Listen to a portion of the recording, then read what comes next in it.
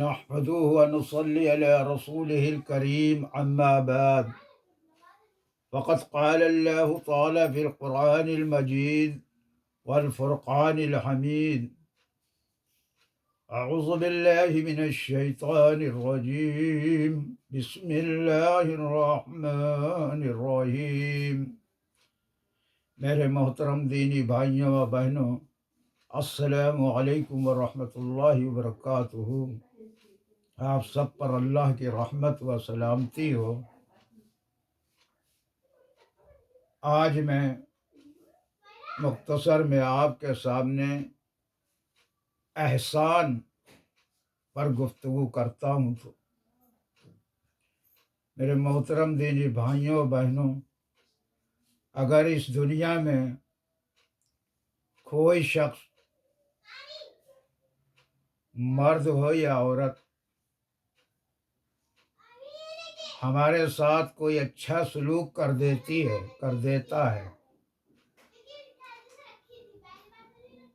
تو اکثر تو یہ الفاظ ہمارے ہوتے ہیں، آپ کا یہ احسان ہم زندگی بھر نہ بھولیں گے، زندگی بھر مانیں گے۔ دیکھنے میں بھی آتا ہے کہ اگر کوئی شخص نے آپ کی بڑی مدد کری، آپ کا بڑا ساتھ دیا، آپ کی بڑی ہیلپ کری، تو ہم اپنے عمل سے اس کے سامنے بچھ جاتے ہیں،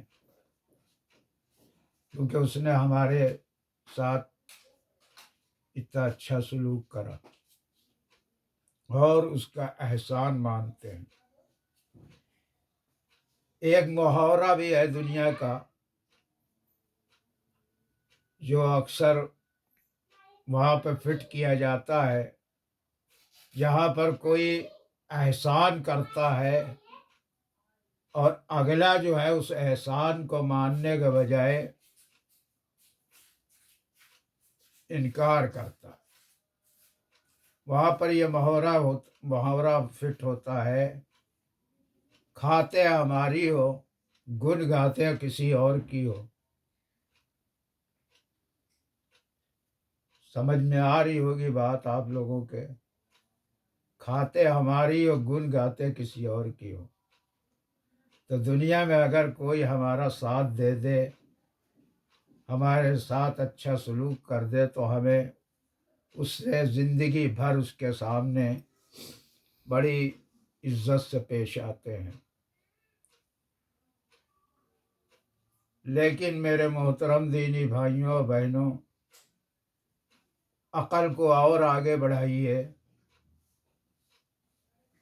یہ وہی والی بات ہو گئی کہ عقل بڑی ہے بھینس، تو ہم نے بھینس کو بڑی سمجھ کر اپنے کو عقل مند سمجھ رکھا ہے۔ اگر ہم عقل مند ہوتے، اب کچھ تو ہیں ہی عقل مند، سب کے سب تو بے عقلیں ہے ہی نہیں، لیکن اکثریت بے عقلوں ہی کی ہے۔ تو میرے محترم دینی بھائیوں اور بہنوں، ہماری زندگی اور موت کس کے ہاتھ میں ہے؟ اللہ کے ہاتھ میں۔ ہمارے سکھ و دکھ کس کے ہاتھ میں ہے؟ اللہ کے ہاتھ میں۔ ہماری سانسوں کو کون چلا رہا ہے؟ اللہ چلا رہا ہے۔ ہم یہ ہاتھ پیر جو ہلا سک رہے ہیں، یہ جو زبان چلا سک رہے ہیں، یہ کس کے حکم سے ہو رہا ہے؟ اللہ کے حکم سے یقیناً ہو رہا ہے۔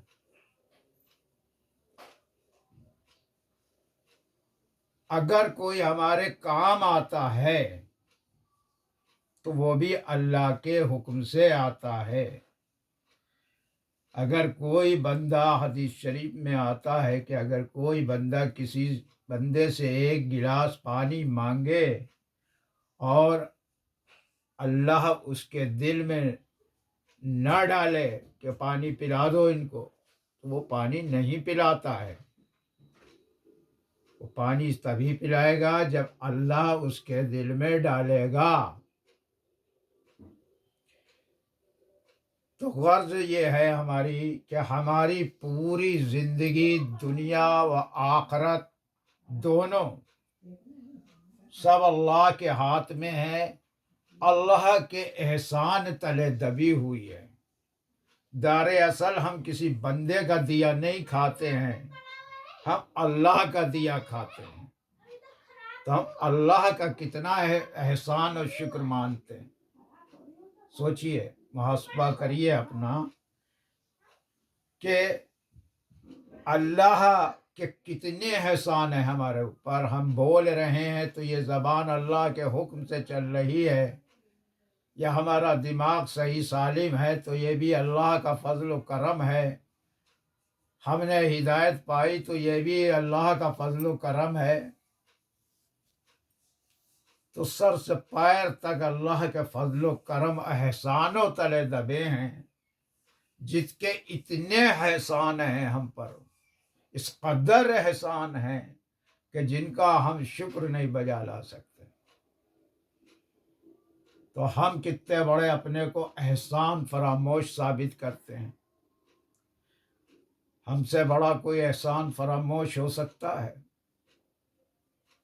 جو ہماری زندگی کو پال رہا ہے، جو ہم کو سکھ دکھ دینے والا ہے، جو ہم کو رزق دینے والا ہے، ہر آزائش اشائش دینے والا اللہ ہے، اس کا ہم کتنا احسان مانتے ہیں۔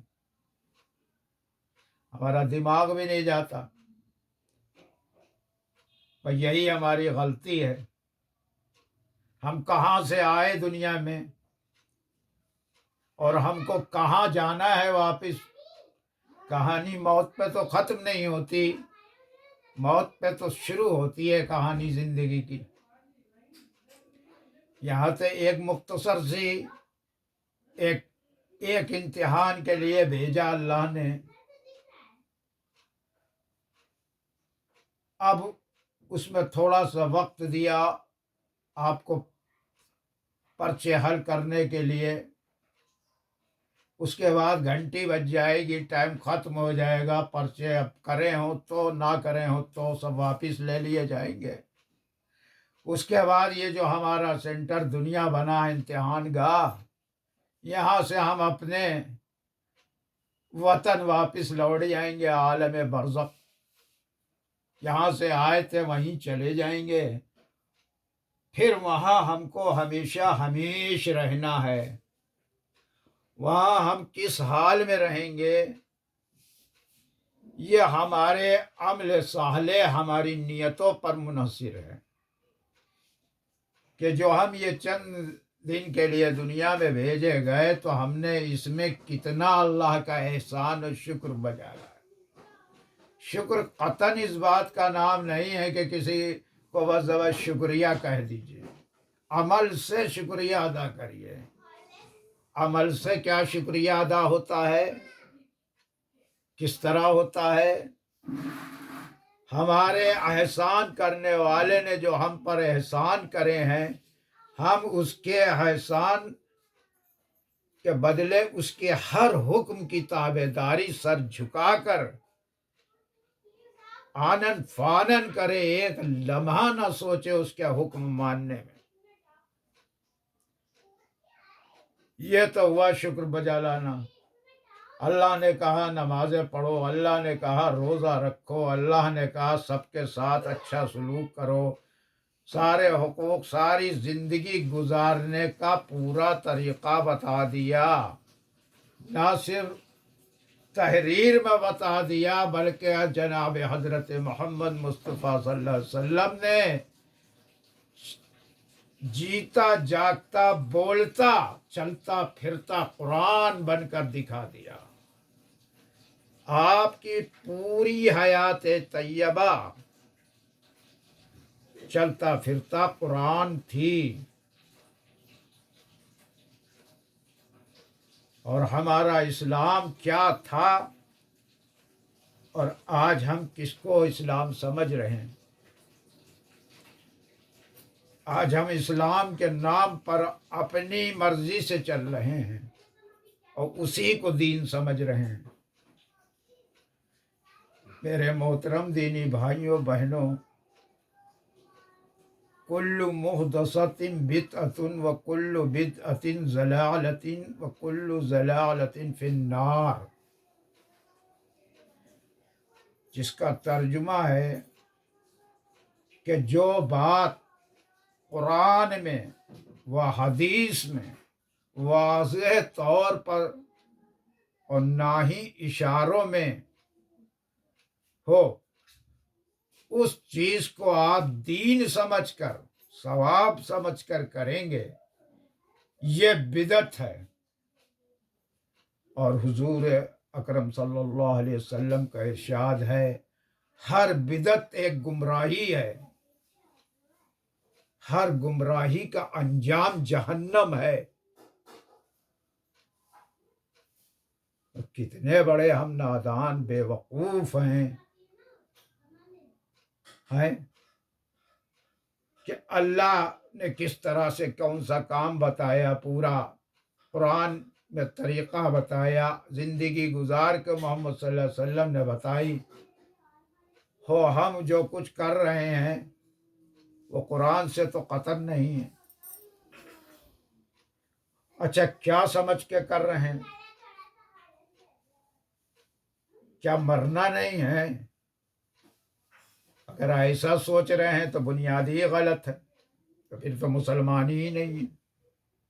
مرنا تو ہر شخص کو ہے، چاہے وہ بادشاہ ہو، چاہے وہ کمزور ہو، چاہے وہ پہلوان ہو۔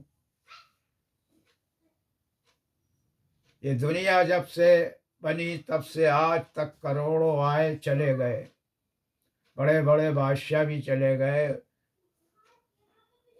درویش بھی چلے گئے، سب چلے گئے، کوئی یہاں باقی۔ یہاں کی ہر چیز فانی ہے، ختم ہونے والی ہے، صرف ایک اللہ کی ذات لافانی ہے جو ہمیشہ سے ہے اور ہمیشہ رہے گا۔ کبھی اکیلے میں بیٹھ کے، کبھی تنہائی میں سوچئے کہ اگر ہم اپنی منمانی کر کے اس دنیا سے جائیں گے، یہ جو سارے ہمارے عزیز اقارب جو یہاں بڑی محبت کا دعویٰ کرتے ہیں، جن کے چکروں میں ہم اپنے فرائض کو بھول بیٹھتے ہیں، اس سے کوتاہی کر بیٹھتے ہیں، یہ لے جا کے وہاں گڈھے میں ڈال جائیں گے، قبرستان کے اندر۔ چند دن کے بعد ہماری یاد بھی کسی کو کرنے کا ٹائم نہیں ہوگا، ہمارے ساتھ وہاں کیا ہو رہا ہے اس پر کسی کو سوچنے کا بھی نہیں کچھ ہوگا۔ تو میرے محترم دینی بھائیوں اور بہنوں، سب سے بڑا احسان جس کا ہم پر ہے وہ اللہ کی ذات ہے۔ یعنی ہمیں جو تکلیف ہوتی ہے وہ بھی اس کا احسان ہے، وہ ہم کو رہ رہ کے جھٹکے دیتا ہے، بیدار ہو جاؤ، ہمیں جگاتا ہے، ہوش میں آ جاؤ مسلمانوں، ہوش میں آ جاؤ۔ یہ جو رہ رہ کے زلزلے اور طوفان اور بیماریاں یہ سب آتی ہیں، تو یہ جھٹکے دے دے کے آپ کو اللہ بیدار کرتا ہے کہ ابھی ٹائم ہے، ابھی توبہ کے دروازے کھلے ہیں، کر لو توبہ، بدل دو راستہ بدی کا، آ جاؤ صراط مستقیم پر۔ مگر پھر بھی ہم بدعقل، ادھر دھیان ہی نہیں جاتا، اپنے گناہوں کی طرف تو یہ دھیان ہی نہیں جاتا، بس اسبابوں پہ جاتا ہے۔ وہ زلزلہ آتا ہے تو یوں سے یوں ہوتا ہے، اور بارش یوں سے یوں ہوتی ہے، سب کچھ سارے اسبابوں ہی پر خالی یقین، اور کہتے اپنے کو مسلمان ہیں۔ یہ سب بھی سسٹم بنانے والا کون ہے؟ یہ سب جو اپنی اپنی جگہ پہ ستارے قائم ہیں اور ایک حساب کی دوری پر ہیں، یہ سب کس نے کر دیے؟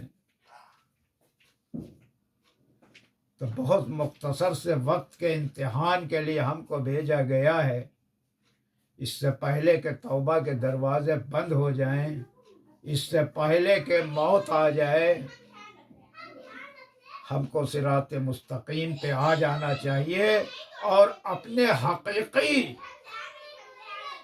مالک کو پہچان لینا چاہیے۔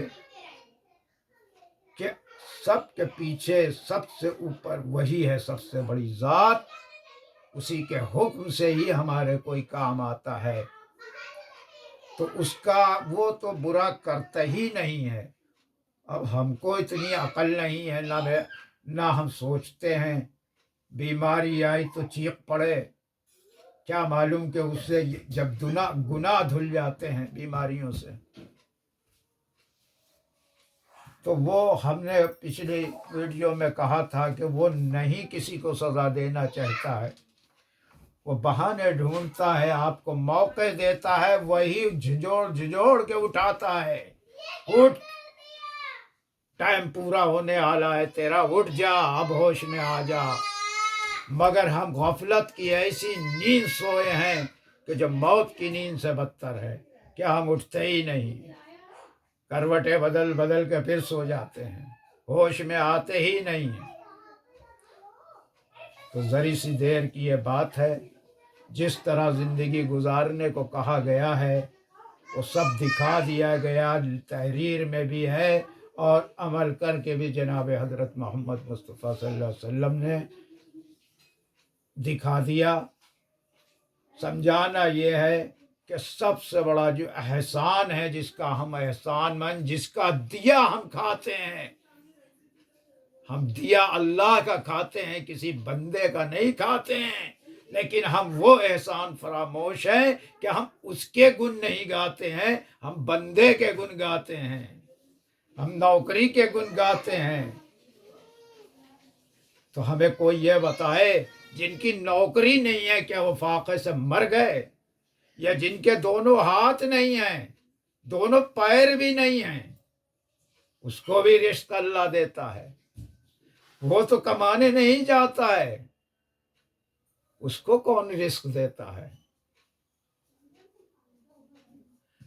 اور اگر آپ کہتے ہیں کہ یہ ہاتھ ہم اپنی مرضی سے اٹھا رہے ہیں، زبان اپنی مرضی سے چلا رہے ہیں، تو چلے جائیے میڈیکل کالج کے اندر، ٹراما سینٹر میں چلے جائیے، آدمی مرا نہیں ہے، آدمی کی سانسیں چل رہی ہیں، لیکن آدمی نہ بول سکتا ہے، نہ کھا سکتا ہے، نہ پی سکتا ہے، منہ بھی ہے، زبان بھی ہے، ہاتھ بھی ہے، پیر بھی ہیں، لیکن نلکیوں سے کھلایا جا رہا ہے، پائپوں کے ذریعے ہگایا متایا جا رہا، سارے سسٹم ہیں، سب کچھ ہیں، لیکن اللہ کا حکم ختم ہو چکا، تمام چیزوں نے کام کرنا بند کر دیا۔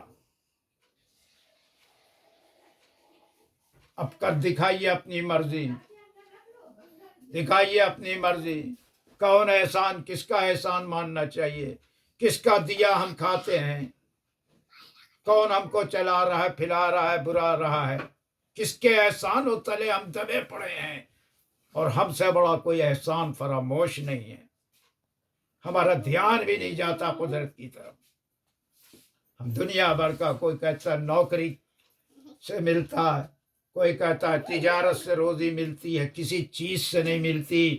تو اس کی مثال لے لیجئے، ایک ہی چیز کی دو دکانیں بازو بازو ہوتی ہیں، ایک ہی چیز کی، ایک میں نوٹ تولتا ہے بیٹھ کے دکاندار، گننے کا ٹائم نہیں ہے، ایک مکھیاں مارتا ہے، اپنی آنکھوں سے دیکھ آئیے، کیوں یہ کیا چیز ہے؟ آپ کا کوئی ایسا منتر ہے، آپ دکان کھول سکتے ہیں، دکان کھول کے بیٹھ سکتے ہیں، لیکن اس میں جو کسٹمر آئے گا، کوئی منتر جادو ہے کہ آپ اسے بلا لیں؟ وہ کون بھیجتا ہے؟ اللہ۔ تو کس نے آپ کو دیا؟ اللہ نے دیا نا، ہاں، بذریعہ اس کسٹمر کے آپ کو دیا، اللہ نے اس کے دل میں ڈالا، اس نے آپ سے مال خریدا، تو صحیح سمجھ کا استعمال کیجئے، اصل جس کا احسان ہے اس کے احسان کو ادا کریے، اپنے عمل سے اس کا کہنا مانیے، اس کے حکموں پر چلیے، اس کی تابع داری کریے، یہی اس کا احسان ماننا ہوگا۔ وآخر دعوانا ان الحمد للہ رب العالمین۔ اب آپ کے سامنے